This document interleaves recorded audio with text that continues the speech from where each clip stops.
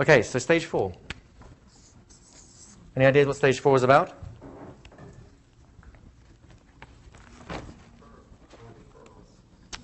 Exactly. Who said referrals? You're right. So it's about referrals, right? Clients beget more clients. It's like this wonderful, it's like the what are they called? The gremlins. You need a little bit of water and there's just millions of them everywhere, right? But only if you ask for them. Because clients don't think about that. They don't think that you are a poor, suffering hypnotherapist on the breadline. Cats are scared of you, right? They don't get that until you tell them. So the first thing you do, you're going to go through a whole system that's like a natural way of operating that creates referrals. The first thing I do is, and it's part of your whole setting of expectation thing, is get them to expect that's what normal people do, right? Oh yeah, you know, do you do stop smoking session? Oh, we specialize in it. I see hundreds of smokers, and you know, most of them are so excited, they end up sending me the whole family. I had this one guy just recently, you know, he sent me his uncle, his aunt, and everything else. He even sent me like his cousin who doesn't even smoke. It's like, but again, what have you just done? You set a pre-frame. You set an expectation that this is what people do. Not only have you set an expectation that this will work for them without promising a cure, you're also saying, well, there's also an expectation that once this has worked, I give referrals. It's part of the deal. It's natural. They say that Milton Erickson had lots of really silly gifts, usually purple, from his clients. Do you know what? He kept, if you seen any videotapes or read transcripts of what he does, like 9 times out of 10, he ends up pointing some stuff out someone else gave him as part of the therapy, right? No wonder people keep giving him stuff. By the way, people give me chocolate. I quite like this one. It's this one. It's great. I'm not kidding. But you see where I'm going with this? You set the expectation, and then you can just ask for it directly. Let's actually put the referrals thing here. So the first thing you do is you ask, you know, at the end of the session, you can say, hey, you know, how do you feel? Let's say they don't stop smoking. I feel great. I'm never going to smoke again in my life. Fantastic. So tell me, you know, is there anyone else in your life you think this would be a benefit to? Sure, my grandmother, you know, it's whatever it is. And some people go like, I don't know. So sure, there's no problem. You know, if you think of someone, you know, feel free to tell us. Or here's a couple of leaflets, just hand them out to those people. You know, it's up to you. It's just we're trying to spread the love, and we need people like you to show people that this is actually a genuine thing. It really helps people. It's helped you, right? Yes. And that's what we're doing. So just ask for it directly. Be honest. Be upfront. People are, generally speaking, very helpful. The time that they're not, the time they get a little bit whatever, is that they feel that they're under pressure to do something. Remember, you don't want anything from them. You're just asking. And no, it's fine. And if yes, that's fine too. Does that make sense? Let's see, make sure we don't actually miss anything. Okay, a couple of actually little sneaky things that I've done from time to time. These are more sneaky, but they're kind of fun. It works in certain types of work that you do than others. This works great for smokers, which is I get people to write, as part of their commitment to not smoking, to write a letter to the top 10 most important people in their life on how they quit smoking, and usually ask them to include my telephone number.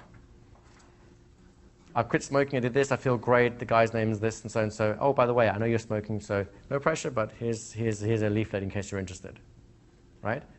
And even if you don't even include that leaflet, that's a little cheeky, I know. Even if you don't include that, just by saying, I've done this, the other people are going to go, really? And it's worked? Sure. How do you do it? Well, it's this guy, and you know, and he did this voodoo magic stuff, and I don't smoke anymore. Really? Yeah, here, take his card. That's how people talk, isn't it? That's how people communicate with each other, is it not? So tasking can be good because it basically spreads word about you. The other thing I like doing is just keep in touch with your clients. You cannot get referrals, you cannot get upsells like the other things unless you're in touch with your clients. Now, being in touch doesn't mean you bug them with sales stuff constantly, like buy this, buy now, buy now, buy now, buy now, buy now, I hate you, right? That's not what sales is about. What you're doing is you're offering them value, right? How about this? You know, if you have birthday details, you send them a birthday card saying happy birthday, just thinking of you, right? That's kind of charming. You know, thank you very much for coming along. Or 6 months after they've quit smoking, congratulations, right? You've made your 6 months, you've made it past your 6 months. We're really proud of you, right? If nothing else, the soft sell part of that is that you're back inside their mind, and normally they'd have forgotten about you, but now that it's inside your mind, they go, oh, hang on a second, Billy needs something like this. Hey, where's that card again? Here it is. Or you just include a card with it. Do you see where we're going with this? So the times you can write them are anniversaries, like birthdays and Christmases, and for emotional anniversaries, like birthdays and Christmases, don't sell them anything, just congratulate them. Just say something nice, right? That just keeps you in their mind. For other anniversaries, like 6 months, 3 months, 6 months, 12 months, those are big anniversaries in terms of having overcome a particular problem. You can make them special offers. Say, hey, it's been 6 months, we want to congratulate you, and here's a voucher for our upcoming, self-esteem for life seminar. We'd love to see you there, right? Or here's a voucher for your friends. You've made it for a year. Now that you know you can do it, maybe your friends will start asking you questions. Here's a voucher for them. Make it cheaper on them too. Again, you can get creative about this, but you have their details. Keep in touch. And if you're going to keep in touch, you may as well. Some people actually like doing newsletters. I haven't done this yet, but I would do this if I actually started to practice up again. In my question form, I have a little tick box saying, we would like sending people newsletters about the power of the mind and how to make the most out of it. People find that helps them maximize the results from their session. And then just spend a weekend or a couple of weeks writing out a dozen little newsletters, little tricks about the mind. You know plenty of these tricks because you're hypnotherapists, you've done lots of this stuff already, right? Just little one-page newsletters or two-page newsletters. Print them up nice and neat. Your laptop has now got great software for making really cool-looking things. Print off a whole bunch of them, and then every month, just mail one of these newsletters to the people on the list that decide to come onto that. At the end of it are always your details, and if you want to include some special offer at the end of it, some months you do, some months you don't. But of course, they'll look forward to the newsletter. Why? Because it's of value to them. They lead better lives because of the information that's on it. It's like a free self-improvement course by mail. Do you see how that works? You're offering value, you're staying inside their mind, and you're constantly, not in a bugging sort of way, but you're constantly offering them an opportunity to give referrals or to upsell themselves onto a seminar, buying a CD, or maybe even they have a problem and decide this is the time to deal with it. Go ahead. When we do one-off stop smoking sessions, how successful are group one-off sessions? Group one-off sessions? It really depends on the process you're using. It really does. As a rule, the more people are in the room, the less tailored it can be. So it reduces results. I've experimented with up to 4 people in the group, but that's a pretty standard program for each one. I think the better approach is do either large groups, like say once a month, you do a smoking evening with 30 or 40 smokers, collect them all up, let them charge $50 a piece, and if it doesn't work, let them give them details so they can come back and pay the full fee for the one-to-one session. So that's how I would work. But I've seen all sorts. I really have seen all sorts. Go ahead. Igor, I want to bring forward when you were talking about the ads and all this, but okay. It's pertinent to each one of the 4. Okay. And when you were talking about staying in touch with the people, this is something that I've kind of learned from trials and tribulations of 11 years of being in practice, and probably has cost me a lot of money, like 7 digits. So I appreciate what you're saying. I wanted to kind of give you the people over here one suggestion on that first part, the ads. Okay. It's very difficult to get somebody to kind of call your office or call to convert them into a customer, a client, or a patient. But if you can do something in that ad to give them a value in the ad, it's kind of like the same thing that what you just said at the end, where you're giving them a newsletter or something. It's a lot better and a lot easier to build a rapport with the person, and then when they need you, then they'll end up calling you. If I can demonstrate that in 15 seconds, if I have your permission to do that, I can. Sure, absolutely. Okay, so if you guys knew that there was a 24-part free Medical Secrets audio series that you guys could get, would that be of interest to you? Right, okay, so go to drpitar.com and you can find out how to get that. It's totally free. Over the next 24 weeks, you get a 15-second audio segment from a lecture that's given somewhere in the world that I've given or one of my colleagues has given, and it gives a medical secret. And that goes out every week So now I have 24 weeks, and actually when you subscribe to it, it goes to 34 weeks because there's an extra 10 free parts. So now you have 34 weeks of building that relationship with that individual. There you go. And it's DRBUTTAR.com. That's coming off the tape. No, but seriously, but think about it. Just think about what just happened to you guys when he was saying that. It's like 36 mini lectures for free. Wow, right? But think about what he's getting for it. And I'm not saying it's a bad thing. It's a great thing. He gets your details. You bring on the relationship. If you like him, chances are you'll buy other things. He'll make you offers. You can go, I like his style. I'll trust it. You're more likely to buy it. So in terms of the traditional hypnotherapy practice, the way to do that is the free report, right? You can do newsletters. You can actually get people to sign up to Mind Power newsletters too. But the more traditional thing is a free report on a specific topic, like weight control, stop smoking, childcare, beating exam, panic, that sort of thing. And that's what gets people to sign up. It's their freebie. It's the indirect method that we talked about before. Do you see how it's already beginning to draw on you? It's the same idea, right? So do you guys get a sense of the whole marketing process? We'll come to in a second. Of the whole marketing process, the 4 stages. Step 1, your adverts, leaflets, yellow pages ad, and local businesses to get people to know you exist, plus a call to action. The call to action is all about the telephone call designed to get someone to actually come and book a session with you, right? And we've talked about how to construct that telephone call.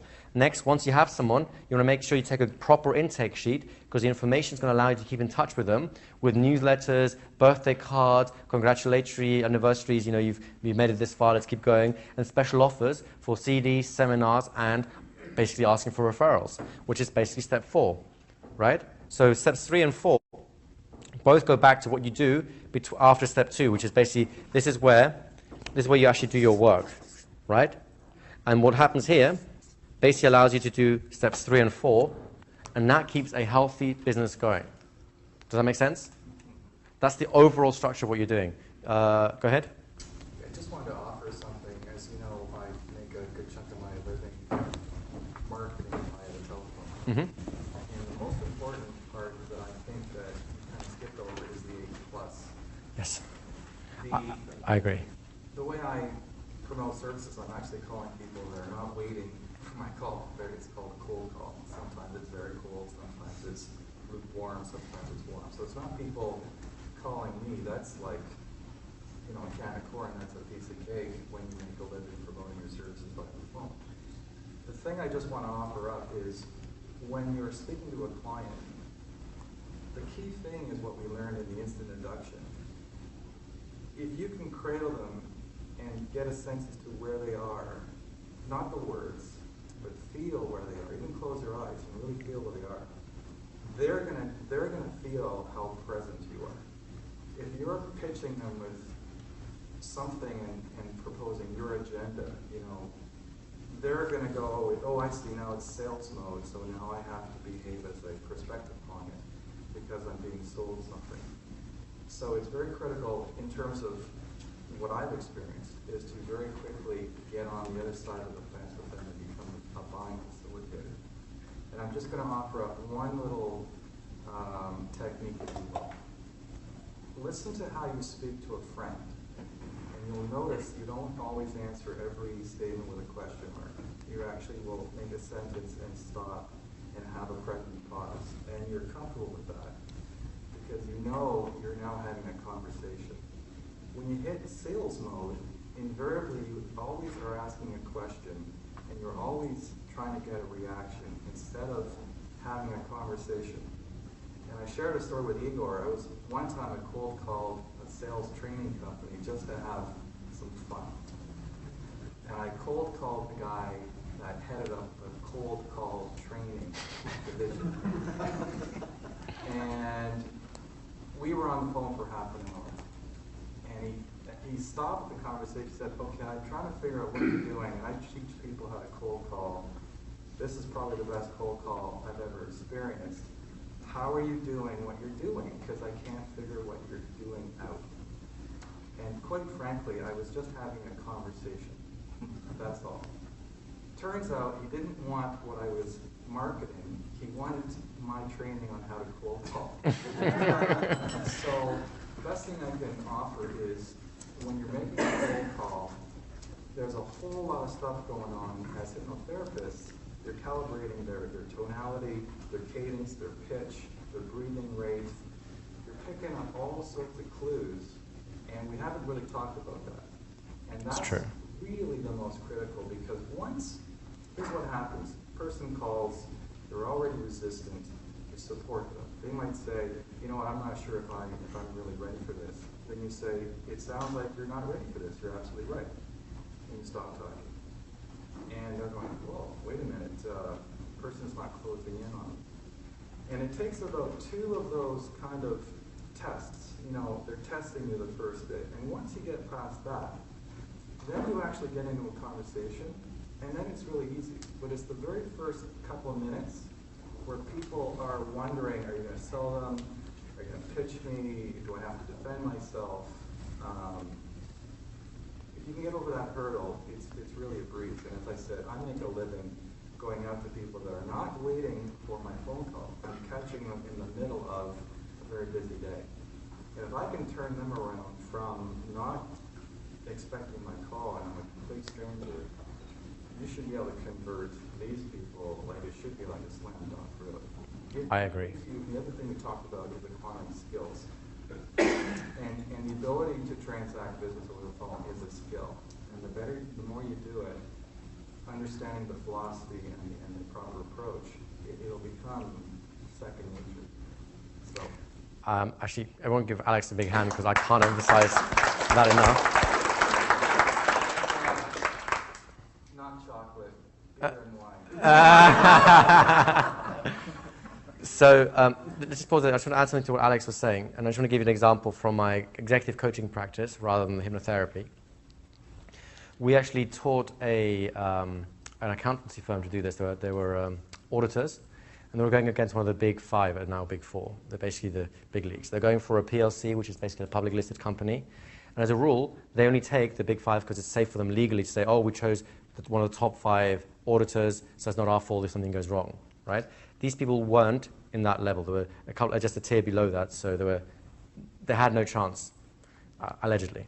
So we went in and taught them the whole pitch thing, which is a lot of skill sets, and including the big thing was the whole H+ thing, the not pushing, but the way you present yourself as a partner, someone who wants to help, that sort of thing, and being genuine about it, that's very important. Now these guys, remember, we did several of these called the big bid process. They did several of them and they worked very well. And on one of them, they're going for an audit which just had no chance. They had no experience in the sector. It's for oil and gas. They didn't have any experience, and everyone else had massive. And this is great. They did such a great job during their pitch. The company calls up within 10 minutes of them leaving to apologize that they couldn't give them the orders like worth several millions because they just didn't have the experience in the industry. They called up to apologize to them, which is, you'll know, never happens. And the next thing is, they said, but if you hang on a moment, we're just talking to our accountancy department. We might be able to find you something else you can do instead. So the client actually decided to find something else for them to do, because that is such a powerful thing. You're not selling. This is, by the way, one of the reasons we spend so much time at the beginning talking about why should you sell your services to people, right? It's not that you're selling them, it's the mindset that goes with that, because that mindset allows you to do it with heart, with like integrity. Because you're not doing it to like rip money out of the wallet, you're saying, can I actually help you? In which case, I want to do my best. And if I can't, then I'm not the right person for you. And people sense that, and that's when you get the kind of reactions that Alex... Well, the Macy's, the movie Miracle on 42nd Street. Okay. When Santa Claus was recommending Bloomingtons and all Bloomingdales, precisely, if you're not the right hypnotherapist for the job and you recommend a competitor, they're going to come to you all the time, right? Because they know that you've got the integrity to say, I honestly cannot do this for you, but he can and she can. And you want to build up credibility as quickly as possible, and that's another way of doing it. I agree. Now, there's a couple of questions here. I think Shay had her hand up first. Go ahead. Well, I just wanted to mention what you were saying about the state. Mm-hmm. And there was this commercial that I grew up with, and probably someone here has heard it, where this man sells suits and he goes, "You're going to like the way you look, I guarantee it." And he would always shout this onto the screen, and I would always turn down the sound. But now he's evolved into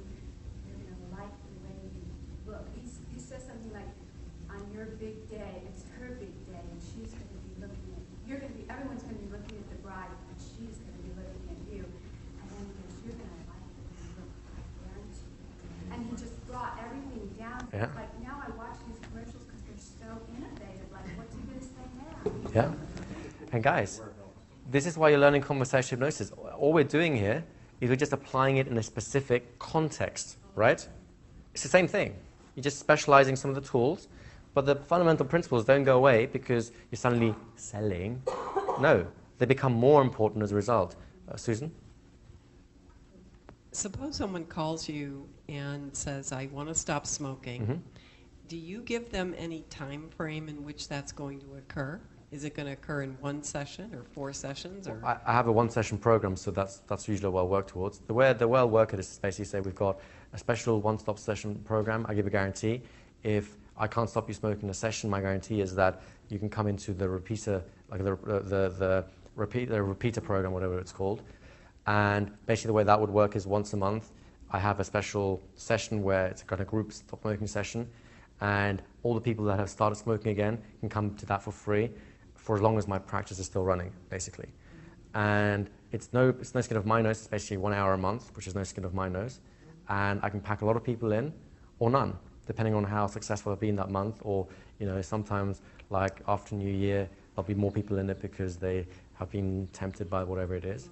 And I'll tell them that. So as a rule, I'll do that. If it's something different, then I'm honest with them and say, look, it's usually my aim is to get it done within 1 or 2 sessions. If I can't do it within 3 sessions, I'll probably refer you to someone who I think is better suited for you, but I'm not going to waste your money.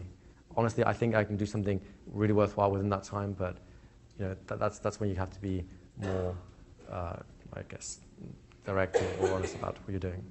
Second question is, do you actually follow up and find out who stopped smoking or who stopped being afraid of the cat? I used to have this thing where I get people to send me a postcard, like 1 postcard every week for the next 5 weeks to let me know how they're doing as part of the tasking process, which also make for great testimonials. So I had a bunch of those. I didn't actually call up to check how they're doing. And now, knowing what I do about marketing, I probably would. I'd call them up, I'd literally on the phone, and say, hi, so-and-so, you may remember you came to the smoking session, etc. I just wanted to call up to see how you're doing. And not just like, hey, how are you doing? But very much like, I actually want to know, has this worked? How are you doing? Oh, great. That's fantastic. Now, if she tells me, or he tells me a great story, I say, hey, I'd love to use that in my next newsletter, to give other people some hope. Is that okay with you? Sure. Or I'd rather not. That's fine. Right? It's another great opportunity to just impromptu kind of give a sales type thing. Does that answer your question? Last question from Charles. I was just going to add on what he said, talk about being present. And one of the things I taught tactical verbals for the Department of Corrections is most people don't listen, they wait for their turn to talk.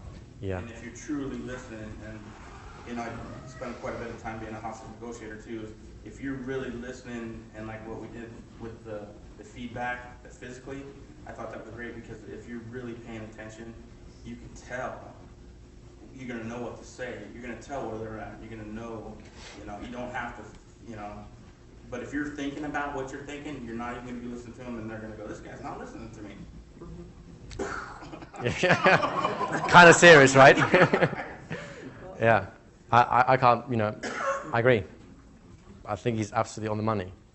Do we get a sense of you now understand sales process in a different light? Do you get a sense that you can actually do this?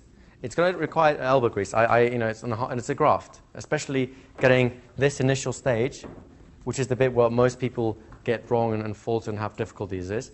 But do you get a sense of, I could do this, and I can experiment and try different approaches out and put some energy and enthusiasm into it. And then know that when you get to these stages here, you're not going to waste all that effort you put in the beginning. Do you get a sense of that?